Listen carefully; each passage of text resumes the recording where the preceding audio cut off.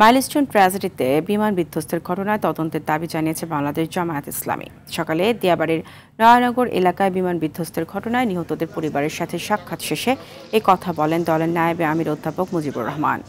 নিহতদের আত্মার মাগফিরাত কামনায় দোয়াও পড়েন তারা। নায়েবে আমির বলেন, এই ঘটনায় নিহতদের পাশাপাশি আহতদের চিকিৎসার জন্য 50 লাখ টাকা বরাদ্দ রেখেছে আমিরে জামায়াত। এখনও নিখোঁজ থাকা শিক্ষার্থীদের সন্ধান বের করে পরিবারকে বুঝিয়ে দিতে সরকারের প্রতি আহ্বান জানান নায়েবে আমির।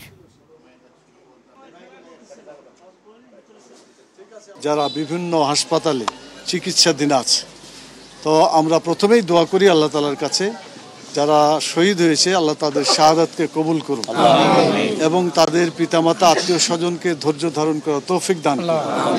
কার কোন ধরনের চিকিৎসা দরকার সে ব্যাপারে তথ্যটা নিয়েই ইতিমধ্যে কাজ শুরু হয়ে গেছে। যেমন এখানে আমরা তালিকা তৈরি করছি এবং আজকে আমি এসে ডাইরেক্ট ময়দানে খোঁজ খবর নেওয়ার চেষ্টা করছি।